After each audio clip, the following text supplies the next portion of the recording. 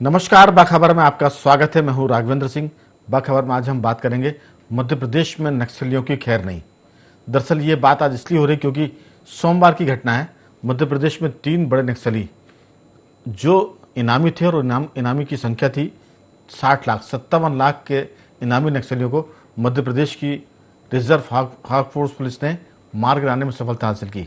लेकिन सबसे खास बात यह कि जब जब छत्तीसगढ़ में नक्सलियों पर दबाव बनता है, नक्सली मध्य प्रदेश के बालाघाट इलाके को जो लांजी और मंडला से जुड़ता है उसे एक तरह से अपनी पनाहगाह बनाते हैं, यानी शरण स्थली। यहाँ जब तक छत्तीसगढ़ पुलिस का दबाव होता है वो यहाँ छुपे रहते हैं, उसके बाद फिर वो वापस जाकर बस्तर के आसपास सक्रिय हो जाते हैं। उसमें राजनांदगांव भी शामिल है। आज हम इसलिए भी इस पर बात कर रहे हैं क्योंकि जो खबर है वो मध्य प्रदेश के लिए चौंकाने वाली है। कारण ये कि लगभग 120 आतंकी, लगभग छह संगठन ऐसे हैं जो करीबन 120 की संख्या के साथ एक्टिव हैं। 6 ऐसे दल हैं और बताते हैं कि 6 दल में लगभग 20 नक्सली शामिल है, उसमें महिलाओं की तादाद भी है। तो कह सकते हैं कि आने वाले दिनों में नक्सली कोई मध्य प्रदेश में बड़ी घटना को भी अंजाम दे सकते हैं, क्योंकि 3 बड़े उनके कमांडर मध्य प्रदेश की पुलिस ने मार गिराए हैं। इसलिए इस पर विस्तार से चर्चा करने की जरूरत भी महसूस हुई और सरकार चूंकि सक्रिय है, जागी हुई है, लेकिन ये बताने की जरूरत भी है कि कुल मिलाकर इस पूरे मामले में मध्य प्रदेश अभी तक आतंकी घटनाओं से अछूता है। उम्मीद की जा रही है कि पुलिस की सक्रियता से वो और भी बचा रहेगा, लेकिन नक्सली गतिविधियां बढ़ रही हैं, इसलिए इस पर आशंका है। इस पूरे महत्वपूर्ण मुद्दे पर चर्चा के लिए हमारे साथ मौजूद है स्टूडियो में 2 विशेष मेहमान। मध्य प्रदेश के वरिष्ठ पत्रकार आशीष दुबे जी, सामाजिक कार्यकर्ता कमल राठी जी, और स्काइप पर रायपुर से जुड़ेंगे आवेश तिवारी जी, और भोपाल से फोन लाइन पर हैं हमारे साथ संदीप पौराणिक जी। आप सभी का बहुत बहुत स्वागत है। आवेश जी, मेरी आवाज़ सुन पा रहे हैं?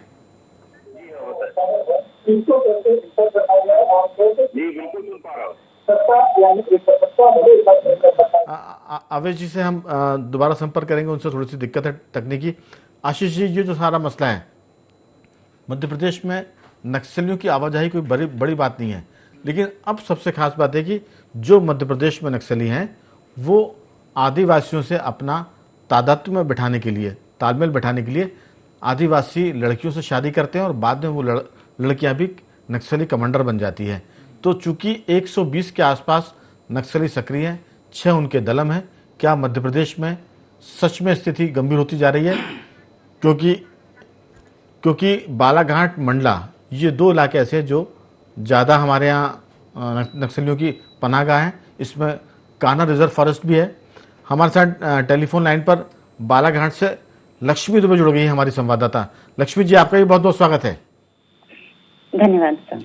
आशीष जी, पहले आपके बाद फिर मैं लक्ष्मी जी के पास जाऊंगा।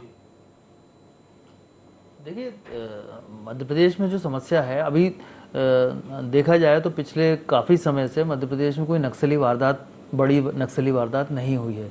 लेकिन चिंता की बात यह है कि मध्य प्रदेश उनका शेल्टर बना हुआ है। जो छत्तीसगढ़ से लगे हुए ज़िले हैं, खासतौर पर 3 जिलों पर सरकार का फोकस है, तो वो जो है समस्या इसलिए, चिंता की बात इसलिए है कि भी कभी भी किसी भी वक्त जो है अगर उनकी सक्रियता बढ़ती है और इस तरफ अगर ध्यान देने में थोड़ी सी भी चूक होती है तो एक बड़ा जो जमावड़ा है इन जिलों में, जो नक्सल प्रभावित जिले हैं वहाँ और उनके आसपास हो सकता है। सरकार की भी ये चिंता है। सरकार इसे लेकर अभी देखिए सामुदायिक पुलिसिंग की शुरुआत की गई है, जिसमें हर साल 150 युवाओं को भर्ती करने की बात हुई है और 25-25 हज़ार रुपये सैलरी पे।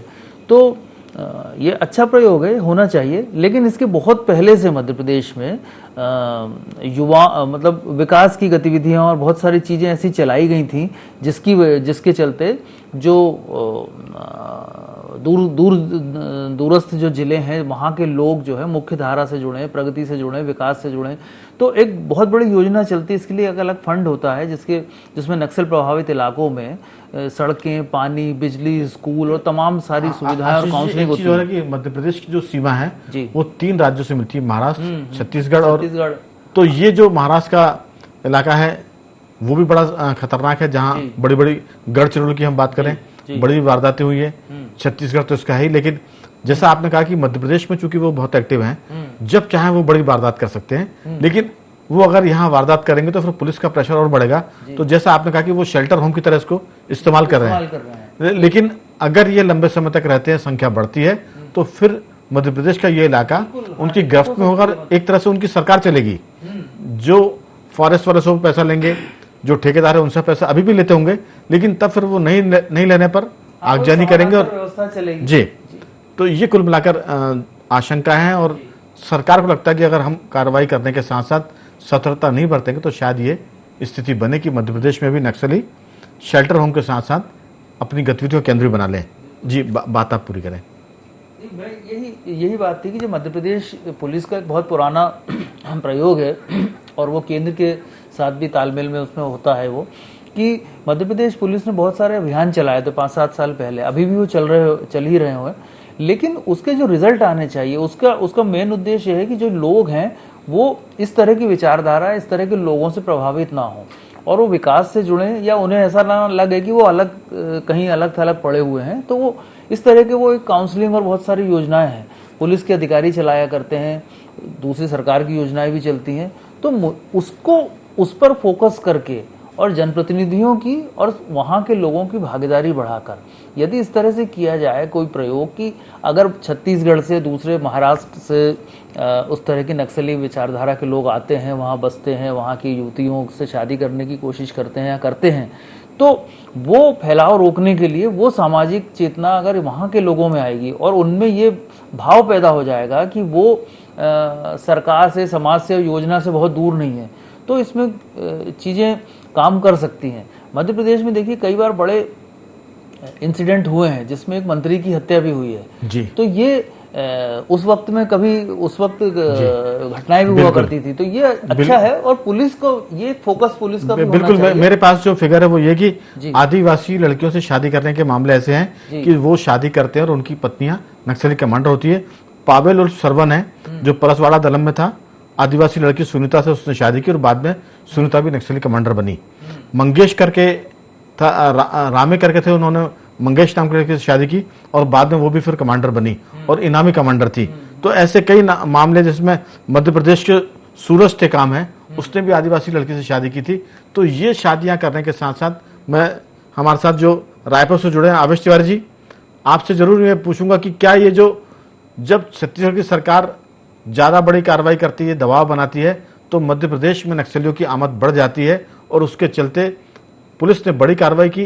पिछले सोमवार 3 बड़े आतंकवादी नक्सली मारे गए जिन पर 57 लाख का इनाम था और ऐसा अनुमान है कि करीब 2 करोड़ के इनामी नक्सली मध्य प्रदेश में सक्रिय हैं। तो इसको लेकर आपका क्या कहना है? जी देखिए, एक बात तो बिल्कुल स्पष्ट है कि जो नक्सली वो ऐसा नहीं है कि कहीं बाहर से कहीं आए हैं या फिर किसी दूसरे देश से आए हैं जी। वह हम लोगों के बीच है, आदिवासियों के बीच है, ग्रामीणों के बीच है। और सबसे बड़ी समस्या जो है वह यह है कि अगर किसी क्षेत्र में, नए क्षेत्र में नक्सली अगर जाते हैं तो इसका एरिया डोमिनेट करते हैं, इसका मतलब इन्फिल्ट्रेशन होता है, इसका मतलब साफ है कि वहां कानून व्यवस्था की स्थिति बेहतर नहीं है।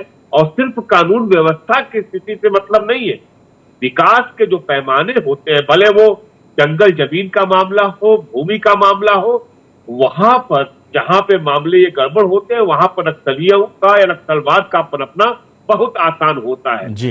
अब सच्चाई ये है कि छत्तीसगढ़ में आप देख रहे होंगे, आंध्र प्रदेश में तो खत्म हो गया, छत्तीसगढ़ में भी नक्सलिज्म पिछले 5 सालों में ग्राफ बहुत तेजी के साथ नीचे घटा।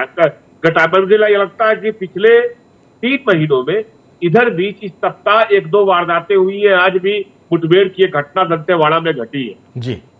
जहां तक मध्य प्रदेश का सवाल है, खासतौर से जो इलाका है इधर गोंदिया का, जो गढ़चिरौली से सटा हुआ है, राजनांदगांव से सटा हुआ है, वह बेहद संवेदनशील है। और एक बात सच है कि छत्तीसगढ़ पुलिस, सीआरपीएफ अगर यहाँ पे कायदे से अगर कॉम्बिंग ऑपरेशन चलाती है, डोमिनेट करती है, तो नक्सली मूव कर सकते हैं मध्य प्रदेश की ओर। अब यह मध्य प्रदेश पुलिस की, मध्य प्रदेश के गृह विभाग की जिम्मेदारी है, मध्य प्रदेश के वन विभाग की जिम्मेदारी है कि अपने इलाकों को सुरक्षित रखे। एक दूसरी बात, जी। अगर ये नहीं जनरलाइज किया जाना चाहिए कि नक्सली आते हैं, आदिवासी लड़कियों से शादी करते हैं तो फिर उनको नक्सली बना देते हैं। ऐसा नहीं है, बिल्कुल ऐसा नहीं है। होता ये है कि भाई उनको सीधी सी बात है, उनको अपना कैडर बढ़ाना है।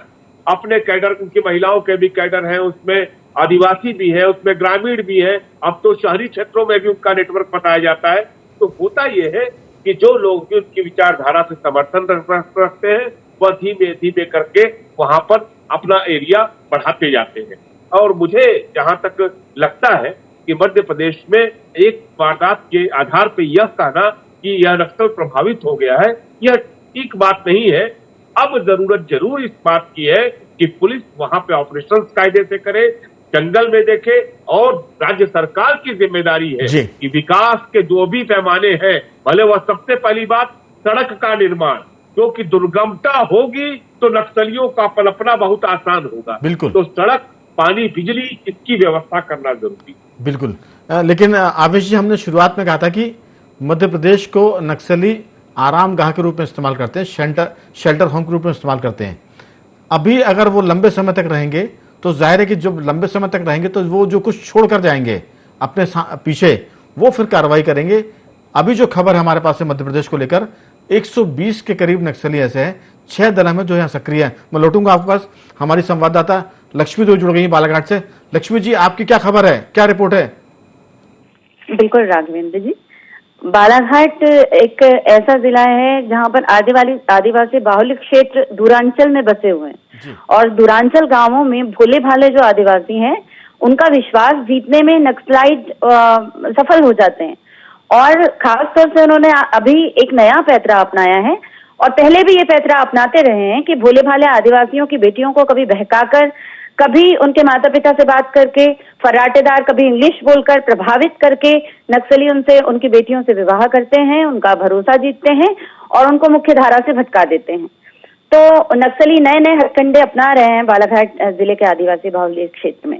दूसरी चीज राघवेंद्र जी आपको बताएं कि पुलिस के पास इन मौजूद जो रिकॉर्ड है उसमें नक्सलियों की फोटो भी मौजूद नहीं है, और अगर कोई फोटो मौजूद भी है तो वो 10-20 वर्ष पुरानी फोटो है, जिससे अगर कोई नक्सली आज पुलिस के सामने आ भी जाता है तो पुलिस पहचानने में भी असमर्थ है नक्सलवादियों को। तो ये एक बहुत आश्चर्य की बात है। दूसरी चीज, बालाघाट जिला एक ऐसा जिला है जहां पर 3 राज्य, जैसा कि हम सभी जानते हैं, महाराष्ट्र, छत्तीसगढ़ और मध्य प्रदेश, 3 सीमाएं लगी हुई हैं, और इस क्षेत्र में ज्यादातर सुदूर अंचलों से सटे हुए आदिवासी ग्राम हैं। और इसीलिए जब विकास के कार्य, शासन प्रशासन जब विकास के कार्य करता है, जैसा कि अभी बताया गया, सड़कों का निर्माण होता है, कोई भी विकास के कार्य अगर होते हैं तो नक्सलाइट, चूंकि आदिवासी बाहुल्य क्षेत्र है, तीनों सीमाएं सटी हुई हैं। लक्ष्मी जी, आवेश जी ने पहले कहा कि अगर विकास की गतिविधियां होंगी तो नक्सलवादी अपने पैर नहीं जमा पाएंगे, इसलिए कानून व्यवस्था और विकास 2 पर फोकस करना पड़ेगा सरकार को। आपने कहा कि नक्सलियों के फोटो भी है तो बहुत पुराने हैं, तो ये पुलिस अपने आप को अपडेट करेगी। मैं लौटूंगा आपके पास, हमारे साथ संदीप जी भी हैं। संदीप जी, बहुत बहुत स्वागत है। नक्सलियों को जो मामला है वो कहीं ना कहीं मध्य प्रदेश के लिए इसी चिंता का विषय है कि पहले इसको जो पनाहगाह के रूप में इस्तेमाल करते थे, इस पनाहगाह में अब नक्सलियों की संख्या बढ़ती जा रही है, खासतौर से जो इनामी हैं और जो कमांडर रैंक के हैं। अगर इनकी पनाह यहाँ बढ़ेगी, ये ज़्यादा रुकेंगे, तो जाहिर सी बात है कि फिर नक्सलियों का समर्थन भी यहाँ बढ़ेगा। पुलिस ने जो कार्रवाई की, सोमवार को 3 नक्सली मारे गए, तो क्या नक्सली इस पर कुछ काउंटर कर सकते हैं, कोई जवाबी कार्रवाई मध्य प्रदेश में कर सकते हैं? क्योंकि ये भी एक तरह की आशंका है, आपकी राय? राघवेंद्र जी, अभी हमने बात सिर्फ बालाघाट की कि वो छत्तीसगढ़ से घिरा है, महाराष्ट्र से, और आतंकवादियों का नक्सलियों का आना होता है। ठीक है, आप शहडोल को छोड़ रहे हैं राघवेंद्र जी। शहडोल मंडला भी शामिल है, मंडला भी उसमें शामिल है। वही मैं कह रहा हूं, मंडला बालाघाट के साथ शहडोल भी वो इलाका है जहां नक्सलियों की आमद की खबरें गाहे बगाहे आती रहती। इसकी बड़ी वजह है, मैं जो समझ पाता हूं, छत्तीसगढ़ की तिवारी साहब ने कहा कि वहां भी घटनाएं हो रही हैं, लेकिन हम बीते अरसे को देखें तो उस स्तर की घटनाएं नहीं हो रही। घटनाएं हो रही है लेकिन उस स्तर की नहीं हो रही जिसमें बहुत लोग जान गंवा रहे हैं। जब जब छत्तीसगढ़ और महाराष्ट्र पुलिस की प्रेशर बढ़ता है, वो नक्सली मध्य प्रदेश में प्रवेश कर जाते हैं। ये आमतौर पर होता है जी। आप राघवेंद्र जी, जैसे अभी आशीष जी ने कहा कि वहां के लोगों से जुड़ना चाहिए पुलिस को, ऐसी योजनाएं जो आती हैं, आप एक चीज देखिए कि बस्तर में, छत्तीसगढ़ में एक अच्छा प्रयोग किया है वहां की सरकार ने। वहां की सरकार ने बस्तर फाइटर तैयार किए हैं, वहां के लोगों को रोजगार दिया है। सबसे बड़ी समस्या यह राघवेंद्र जी की सुदूर इलाकों में सुविधाएं नहीं है, दूसरा रोजगार नहीं है। बिल्कुल। तीसरी बात, जो नक्सली आते हैं वो लोगों का भरोसा जीत लेते हैं, भरोसा जीत लेते हैं। उसके बाद स्वाभाविक सी बात है, जब किसी आदमी को लगता है कि ये संबंधित व्यक्ति हमारी समाज का है, सुरक्षित है, पैसे वाला है, संपन्न है, तो वो अपनी बेटियों के ब्याह भी कर देते हैं। ये सामान्य सी बात है। मुझे ये लगता है कि अगर मध्य प्रदेश पुलिस की सक्रियता और नहीं बढ़ी तो राघवेंद्र जी आप ये तय मान के चलिए कि बालाघाट और मंडला, सिर्फ 2 जिलों तक हम ज्यादा बात करते हैं नक्सलियों के सक्रिय होने की, उस इलाके में भी अगर उनका दायरा और बढ़ जाए तो अचरज नहीं होगा। ये अलार्मिंग सिचुएशन है, हमें ये मानना चाहिए। सरकार के लिए घंटी है, अगर उस घंटी के इशारे को आप समझ गए तो ठीक है, नहीं तो 3 नक्सली मारे गए हैं, जिस दिन 300 आ जाएंगे उस दिन आप क्या करेंगे? मुझे लगता है कि तैयारी की ज्यादा जरूरत है। 125 करीब नक्सली तो अभी भी पुलिस के हिसाब से भी मध्य प्रदेश में एक्टिव हैं, लेकिन आपने जो आशंका जताई यही सबसे बड़ी चिंता का विषय है। मैं राठी जी से पूछूंगा कि राठी जी, दरअसल जैसा संदीप जी कह रहे हैं कि एक जिले को उसमें और जोड़ना पड़ेगा, बालाघाट, मंडला और शहडोल। पहले सिर्फ 2 जिले की चर्चा होती थी, इसका मतलब कि नक्सलियों का विस्तार हो रहा है और तीसरा जिला भी उनकी रेंज में आ रहा है, उनकी चपेट में आ रहा है। आपकी राय?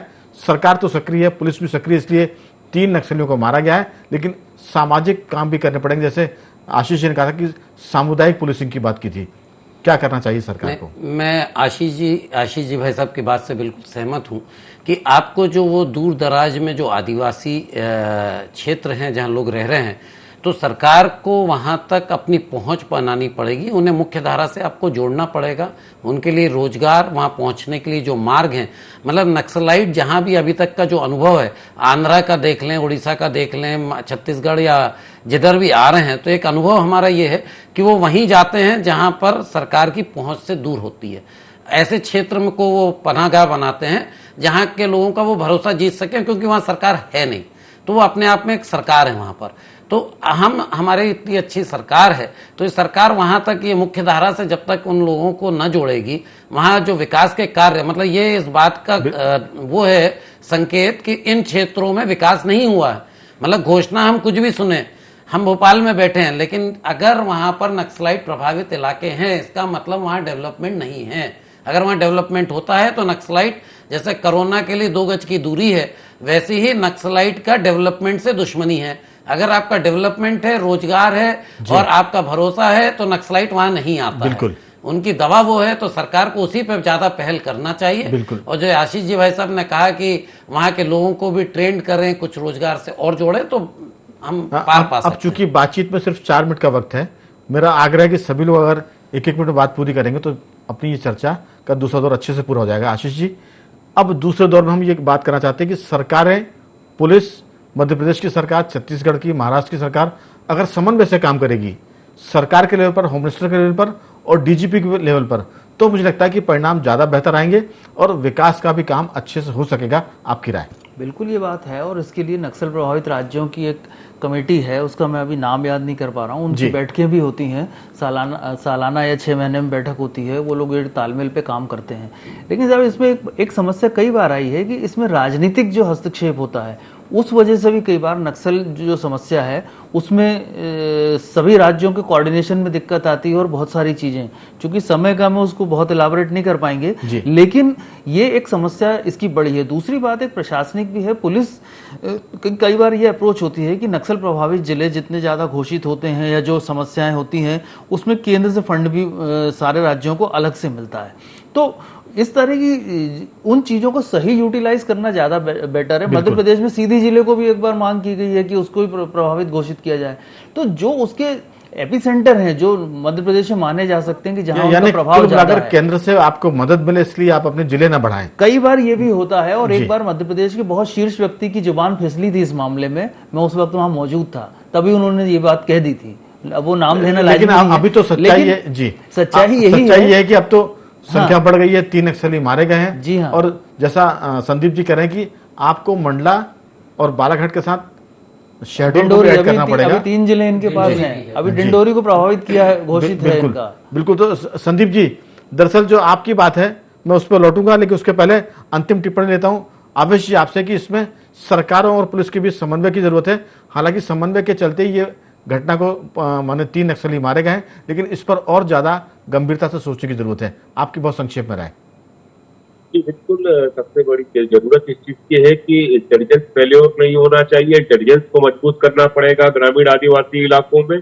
और दूसरी चीज की एक बात यह बेहद जरूरी है कि हर ऑपरेशन का जिसमें नक्सली मारे जाते हैं या सिविलियंस की मौत होती है या जवानों की मौत होती है, उसकी थ्रू प्रॉपर इन्वेस्टिगेशन करने की जरूरत है कि दरअसल जो मारे गए वह कौन थे, यह जानना बेहद जरूरी है। राज्य सरकार एक बात याद रखिए, अगर कभी भी कोई नक्सली बड़ा ऑपरेशन करते हैं और वो सफल होते हैं तो उसके पीछे सीधे सीधे राज्य सरकार की नाकामी नजर आती है, पुलिस की नाकामी दिखती है। यह अच्छी खबर नहीं है मध्य प्रदेश सरकार के लिए कि 3 नक्सली मारे गए। और आपको बता दूं कि छत्तीसगढ़, आंध्र प्रदेश, बिहार और झारखंड जैसे घोर नक्सल प्रभावित राज्यों में नक्सली घटनाएं एकदम कम हो गई। बिहार, झारखंड और आंध्र प्रदेश में तो खत्म हो गया। तो वैसे में अगर मध्य प्रदेश में शुरू होता है तो ये अच्छी बात है। इसीलिए हमने कहा कि सतर्क रहने की जरूरत है, क्योंकि वो काउंटर करेंगे, वो इसके बाद रिएक्ट करेंगे और वो कोई बड़ी घटना भी कर सकते हैं। संदीप जी आपकी बहुत संक्षेप में राय। राघवेंद्र जी, सभी का एक ही मत है कि इस समय जरूरत है कि आपका इंटेलिजेंस मजबूत हो जी, आपका सूचना तंत्र मजबूत हो, आपकी पुलिस उनसे लड़ने के लिए तैयार हो। मेरा ये मानना है कि अगर आपका सुरक्षा तंत्र अच्छा है, विकास कार्य आप बेहतर करेंगे, सुदूर इलाके में सुविधाएं देंगे, तो नक्सलवाद वैसे नहीं पनप पाएगा। लेकिन अगर उसकी जड़ें फैल रही हैं तो ये चिंताजनक है। मेरा मानना है कि जड़ों को अब काटने की कोशिश करनी चाहिए। लक्ष्मी से हम पूछते हैं तो नुकसान हुआ। लक्ष्मी से पूछते हैं। लक्ष्मी जी, आप बालाघाट में हैं, वहां डेवलपमेंट की क्या स्थिति है? आदिवासी इलाकों में सड़कें बन रही हैं और कुछ काम हो रहा है, स्कूल चल रहे हैं कि नहीं, क्या राय? बहुत संक्षेप में। सबसे बड़ी निराशाजनक बात यही है कि आदिवासी बाहुल्य क्षेत्र जो सुदूर अंचल में अंतिम छोर तक जो आदिवासी बसे हुए हैं, उनको जमीनी सुविधाएं उपलब्ध कराना बहुत आवश्यकता है। उनके लिए जागरूक अभियान चलाना सरकार के लिए, प्रशासन के लिए बहुत ज्यादा आवश्यक है। लक्ष्मी जी, वहाँ सड़कें हैं, स्कूल चल रहे हैं और जो राशन पानी उनको मिलता है कि नहीं? आदिवासियों को जो उनकी जरूरत की चीजें हैं उसको लेकर क्या स्थिति है? शिक्षा और पानी और भोजन, ये मूलभूत सुविधाएं अभी भी सुदूर अंचल में आदिवासियों तक नहीं पहुंच पाई हैं राघवेंद्र जी। बस यही संकट की बड़ी वजह है। अगर ये नहीं पहुंचेंगी तो फिर नक्सलवाद बढ़ेगा और सरकार और पुलिस दोनों को बहुत संघर्ष करना पड़ेगा। इस पर टिप्पणी आपकी आशीष राठी जी, अंतिम टिप्पणी। वो अंतिम टिप्पणी में यही है कि सरकार को थोड़ा ध्यान ज्यादा दे दें। हमारी सरकार संवेदनशील है, मुझे लगता है मुख्यमंत्री जी थोड़ा फोकस करें और बाकी सभी स्टेट से कोऑर्डिनेट होकर अगर काम हो जाए तो ये बहुत बड़ी समस्या नहीं है। सिर्फ हम आदिवासी को एजुकेट करने की और उन्हें फैसिलिटेट करने की जरूरत है, तो सारा काम अच्छे से हो सकता है। जी। इसको प्रशासनिक या एक कानून व्यवस्था जुड़ी समस्या के साथ साथ एक सामाजिक समस्या मान के भी ट्रीट किया जाए। हाँ, जहाँ सामाजिक समस्या मान रहे हैं और जहां विकास कर रहा है वहां नक्सलवाद खत्म भी हो रहा है। क्योंकि वो नक्सलवाद शुरू से होता है कि असमानताएं होती है, दिक्कतें होती है और उपेक्षा होती है। तो कुल मिलाकर कह सकते हैं कि मध्य प्रदेश में अभी आज की तारीख में अगर नक्सली एक्टिव हैं तो उनकी खैर नहीं, क्योंकि 3 बड़े कमांडर पुलिस ने मारे। लेकिन इसके साथ ही जिम्मेदारी बढ़ जाती, क्योंकि नक्सली अगर एक्ट करेंगे, वो रिएक्शन देंगे तो वो यहाँ बड़ी वारदात कर सकते हैं, जो चिंता का विषय है। क्योंकि मध्य प्रदेश में अब नक्सलियों का विस्तार हो रहा है, बाकी राज्यों में घट रहे हैं, लेकिन मध्य प्रदेश के पहला 1 जिला था, फिर 2 हुए, अब 3 और 4 की संख्या हो रही है, मंडला, डिंडोरी, बालाघाट और शहडोल। तो कुल मिलाकर सरकार को, पुलिस को जरूरत है सतर्क रहने की। सरकार को जरूरत है कि वो आदिवासियों की चिंता करे, विकास करे और भोजन पानी का इंतजाम करे। चारों मेहमानों को धन्यवाद। आवेश जी आपका बहुत बहुत साधुवाद, संदीप जी आपका भी, लक्ष्मी जी आपका भी और आशीष जी आपका भी बहुत बहुत धन्यवाद। राठी जी आपका भी बहुत बहुत शुक्रिया।